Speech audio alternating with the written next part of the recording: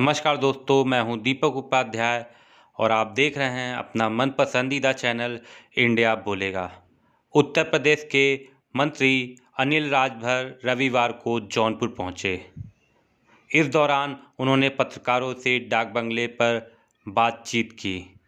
पत्रकारों ने जब किसान आंदोलन को लेकर सवाल किया तो उन्होंने कहा कि आतंकियों जैसा व्यवहार करने वालों के साथ उसी तरीके का व्यवहार किया जाएगा और जिस आंदोलन में पाकिस्तान जिंदाबाद व खालिस्तान जिंदाबाद के नारे लगेंगे उनके साथ उसी तरीके का सलूक किया जाएगा। साथ ही उन्होंने नगर में सीवर लाइन खुदाई के दौरान सड़क की मरम्मत न होने के मामले पर भी जवाब दिया व अधिकारियों से बातचीत का आश्वासन भी दिया। सुने उनकी बातों को। सबसे पहले तो आप लोगों का मैं स्वागत करता हूं। 2019 लोकसभा चुनाव से पहले गाजीपुर जो क्रांतिकारियों की धरती है, वहां पर राजभर समाज के बीच में देश के यशस्वी प्रधानमंत्री पूज्य नरेंद्र भाई मोदी जी का आगमन हुआ था। उसी समय उन्होंने इच्छा जाहिर की थी राष्ट्रवीर महाराजा सुहेलदेव की स्मृति में उनका एक स्मारक उनकी माटी पर बहराइच श्रावस्ती के इलाके में बनना चाहिए। पूज्य प्रधानमंत्री जी की भावनाओं के अनुरूप उनके मार्गदर्शन में उत्तर प्रदेश की सरकार, योगी जी की सरकार ने राष्ट्रवीर महाराजा सुहेलदेव जी की याद में एक भव्य स्मारक, उनका एक संग्रहालय और जिस चित्तौरा के मैदान में महाराजा सुहेलदेव और सैयद सलार गाजी के बीच में एक बड़ा संग्राम जो हुआ था, उसी मैदान में महाराजा सुहेलदेव से जुड़ी तमाम विकास योजनाओं का शिलान्यास 16 फरवरी को बसंत पंचमी के दिन, जिस दिन महाराजा सुहेलदेव का जन्म दिवस है, प्रधानमंत्री जी वर्चुअल उन तमाम योजनाओं का शिलान्यास करेंगे। पूज्य प्रधानमंत्री जी दिल्ली से जुड़ेंगे और बहराइच में हमारे उत्तर प्रदेश के यशस्वी मुख्यमंत्री योगी आदित्यनाथ जी मौके पर उपस्थित रहेंगे। हम सब लोग रहेंगे। उत्तर प्रदेश के कई माननीय मंत्रीगण भी उपस्थित रहेंगे, क्षेत्रीय जनप्रतिनिधि भी रहेंगे और सब लोगों की उपस्थिति 16 फरवरी बसंत पंचमी के दिन बहराइच की धरती पर होने जा रही है। मैं समझता हूं गुलाम भारत की बात अगर हम छोड़ दें तो आजाद हिंदुस्तान में भी 75 वर्ष का अरसा पूरा होने को जा रहा है। देश को आजाद हुए, लेकिन उस महामानव, उस महापुरुष को किसी भी सरकार ने याद करने का काम नहीं किया, सम्मान देने का काम नहीं किया। जिसने आज से 1000 वर्ष पहले हिंदू धर्म को बचाने की एक लंबी लड़ाई लड़ने का काम किया और उस कालखंड में भी भगवान श्री राम की अयोध्या बची रहे, अक्षुण्ण रहे, इस बात के लिए भी सैयद सलार गाजी को बहराइच में रोका, एक बाहर के आक्रांता के खिलाफ बड़ी लड़ाई लड़ी और उसकी 5 लाख सेनाओं के साथ साथ उसको भी मारने का काम किया। लेकिन देश ने उसको, उस महामानव को, उस महापुरुष को भुलाने का काम। हम राजभर समाज की तरफ से मैं अपने पूज्य प्रधानमंत्री जी का, उत्तर प्रदेश की सरकार का, अपने श्रद्धेय मुख्यमंत्री जी का, योगी आदित्यनाथ जी का मैं बहुत आभार प्रकट करना चाहता हूं कि आज महाराजा सुहेलदेव की समृद्ध स्मृतियों को भावी पीढ़ी के लिए जो सजाने और संवारने का काम उनके नेतृत्व में हो रहा है, उसके लिए हम लोग उनका दिल से आभार प्रकट करते हैं कि एक लाभार्थी को कम से कम 3 साल तक फिर किसी योजना का हम लाभ नहीं दें। अगर एक ट्राईसाइकिल हमने दिया है तो 3 साल तक हमें दोबारा उनको ट्राईसाइकिल नहीं। राजभर जी, एक सवाल का जरा जवाब दे दीजिए हमारे यहाँ। आपकी सरकार किसान हित की बात तो बहुत करती है और गाजीपुर में आप उत्तर प्रदेश की सरकार किसानों के आगे कील, कांटा और बैरिकेडिंग ये सब लगा के उनको रोक रही। क्या वो आतंकवादी हैं या किसान हैं? आतंकवादियों की तरह जो व्यवहार करेगा तो उसके साथ वैसा ही व्यवहार होगा। आपका जवाब मैं आ गया आपकी जवाब पे आ गया। मैं सीधे बता दिया। आज पूरे उत्तर प्रदेश से लेकर पूरे देश में 15 करोड़ किसान अपनी जमीन पर किसानी करते हैं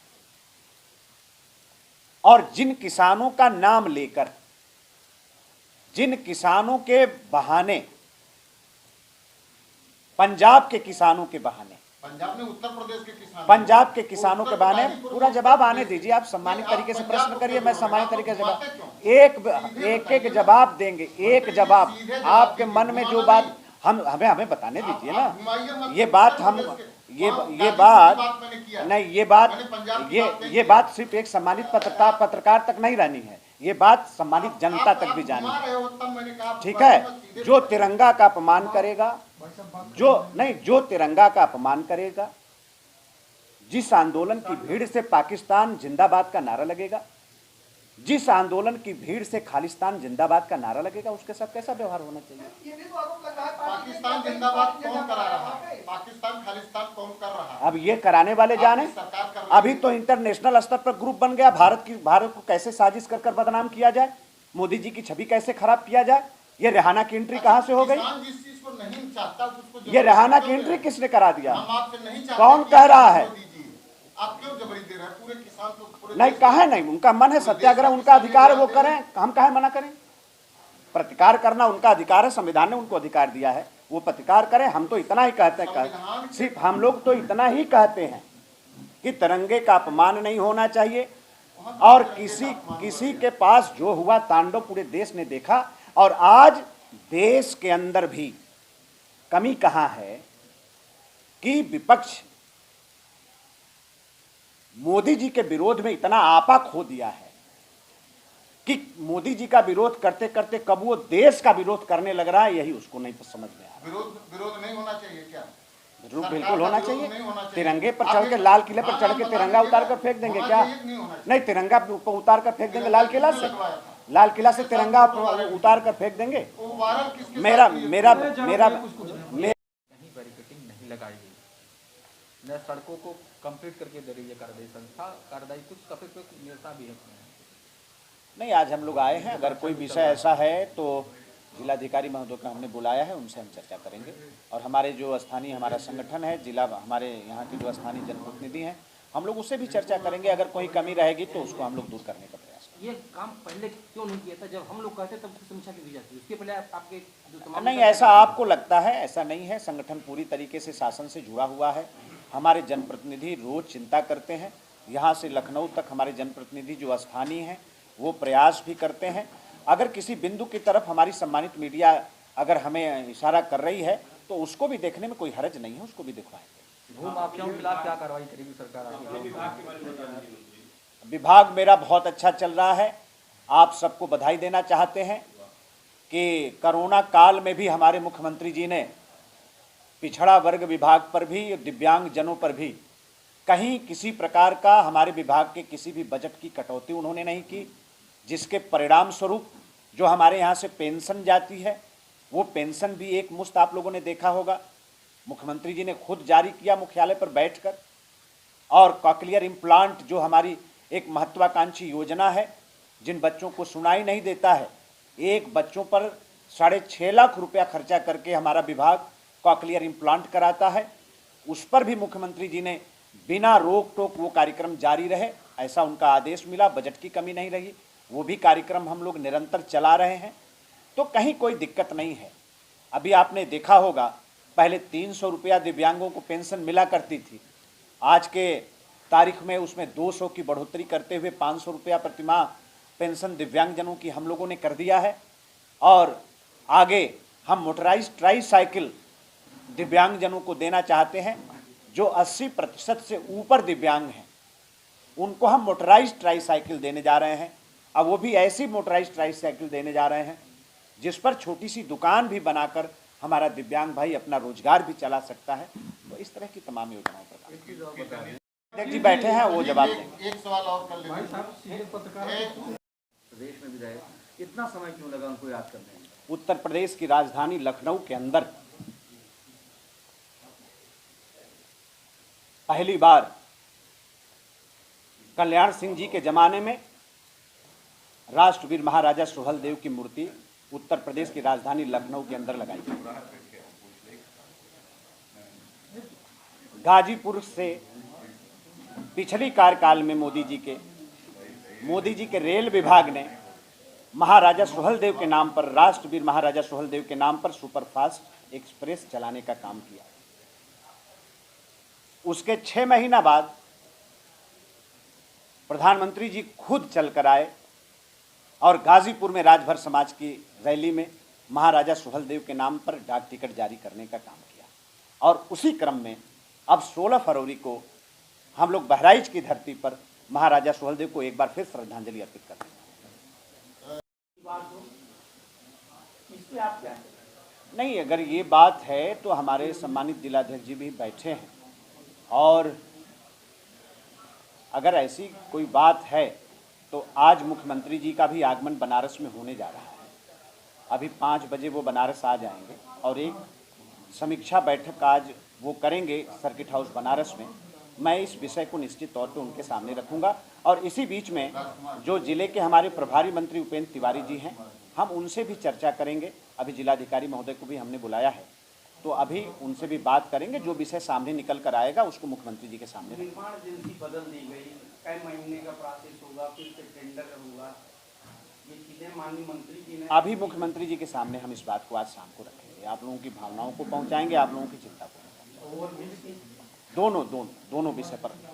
जौनपुर में इस समय 470 करोड़ से सीवर का काम कर रहा है, उसमें भी घोटाले की तमाम चीजें हैं। अब यहाँ हमारे जो जनप्रतिनिधि हैं, हमारा संगठन है, उनसे चर्चा करके आप लोग विषय उठा रहे हैं तो हम लोग करेंगे। अब तो आधिकारिक तौर पे बात हो रही है। नहीं, अधिकारी अच्छा ठीक है, अधिकारिक है, उसको नोट करिए तो और अच्छी बात है। पूरे देश में 15 करोड़ लोग अपनी जमीन पर किसानी करते हैं, ठीक है, और 11 लाख लोग पाकिस्तान में अपने जमीन पर किसानी करते हैं। इस दृष्टि से अगर विचार करें आप तो 1% का भी आंकड़ा नहीं छूटे जिनके नाम पर यह आंदोलन कराया जा रहा है। किसके नाम? अभी भी पाकिस्तान में बहुत से किसानों के ऐसे संगठन हैं जो मोदी जी के बनाए गए कानून का स्वागत कर रहे हैं, और 99% से ऊपर। पाकिस्तान का नाम क्यों लेते हैं बार बार? काहे नहीं लेंगे भाई, काहे नहीं लेंगे? जब पाकिस्तान की मीडिया नहीं, पाकिस्तान की मीडिया जब हमारे आंदोलन की चर्चा करेगी तो पाकिस्तान का नाम लेंगे कि नहीं? क्यों पाकिस्तान का नाम? और सवाल है हमारा, उसका जवाब दे दीजिए। पिछले दिनों आप नमस्कार, अभी आप लोगों ने समय दिया, बहुत अब नहीं बोलेंगे। एक सवाल का जवाब दे दीजिए। पिछले दिनों आपका बयान आया नहीं, वो ले रहे थे। नहीं हो गया, लेने बोलेंगे तो हम तो भाई रिकॉर्ड करेंगे। आप अगर आपको हमारा वीडियो पसंद आया है तो प्लीज़ लाइक कीजिए, सब्सक्राइब कीजिए और बेल आइकन की घंटी जरूर